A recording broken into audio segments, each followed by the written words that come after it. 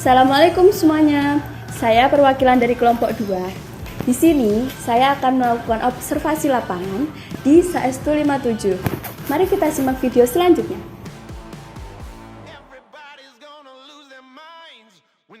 Nama saya Muhammad Nasir, saya di sebagai penanggung jawab di Saestu 57.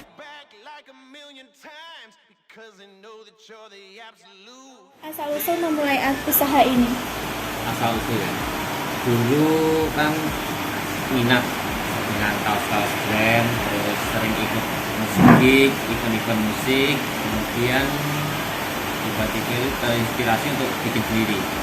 Pada tahun segitu brand-brand lokal itu mulai bermunculan, tapi masih sedikit vendor yang bisa bikin kaos yang bagus. Jadi kayak menjanjikan gitu. Apa motivasi mendirikan usaha ini? Motivasinya dulu itu mau membuka lapangan pekerjaan. Soalnya pada waktu itu teman-teman satu tongkrongan itu masih banyak yang menganggur, jadi sekalian buka lapangan pekerjaan, kasih kerjaan ke mereka, terus sekalian berbisnis.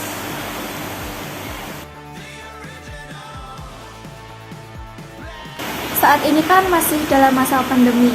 Apakah ada kendala atau rintangan untuk proses pembuatan ini? Kalau selama masa pandemi dulu awal-awal sempat mengalami kendala. Pertama itu di bahan baku. Bahan baku itu pada waktu itu harga naik terus langka. Karena pabrik dilarang beroperasi, akhirnya barang kan jadi langka, jadi harganya sudah naik. Itu pertama. Terus yang kedua untuk produksi itu kendalanya cuma menyesuaikan jadwal untuk ketemu dengan konsumen. Soalnya kan pada waktu kan nggak boleh tatap muka, gimana akhirnya kan by online, jadi mungkin lewat WA. Kalau ada itu kendala itu di pemasaran. Soalnya apa itu? Pemasaran kalau dulu itu secara offline, ketemu klien, ketemu ini, langsung kasih barang, kasih sampel, oke langsung beli. Terus karena pandemi harus adaptasi juga, terus pemasaran dialihkan online, jadi melalui sosial media kayak Instagram, terus WhatsApp, Facebook. Yang paling berpengaruh sih tiga itu paling krusial lah, paling penting. Jadi semuanya dialihkan secara online ketika itu.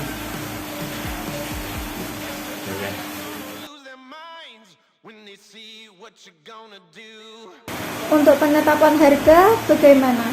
Apa mengikuti harga konsumen atau mengikuti bahan baku dan produksi?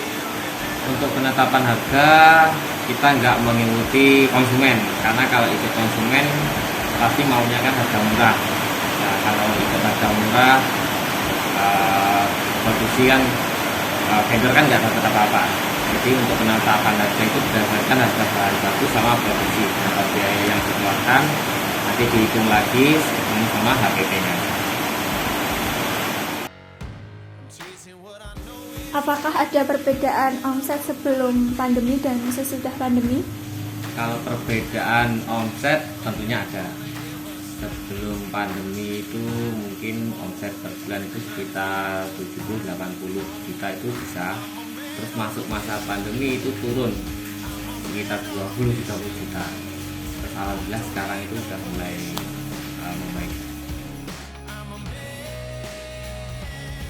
Tahap-tahap dalam produksi itu dibagi menjadi 3 tahap utama. 1 praproduksi, 2 produksi, 3 pasca produksi.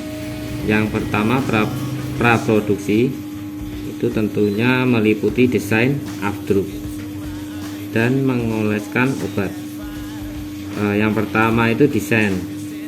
Tentunya sebelum bikin kaos itu harus bikin desain terlebih dahulu. Setelah bikin desain itu di print. Setelah di print, desain tersebut dicetak pada screen sablon dengan menggunakan meja afdruk. Setelah itu screen dioleskan obat penguat agar desain tidak mudah rusak. Setelah itu menyiapkan bahan atau kain atau media lain yang akan disablon. Kemudian tahap utama yang kedua itu produksi. Yang meliputi produksi itu menyablon dan mengeringkan tinta sablon.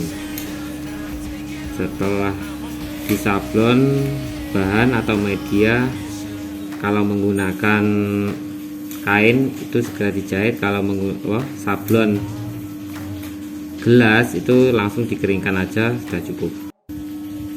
Tahapan yang ketiga itu pasca produksi, meliputi quality control dan packing.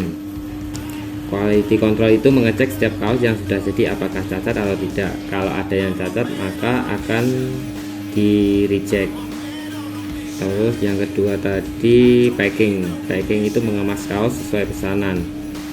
Setelah itu segera menginfokan kepada konsumen bahwa kaos sudah jadi.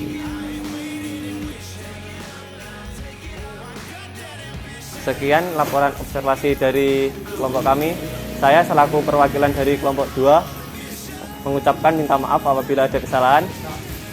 Jangan lupa untuk Anda yang ingin menyablon untuk pergi ke Saestu 57. Sekian, wassalamualaikum warahmatullahi wabarakatuh.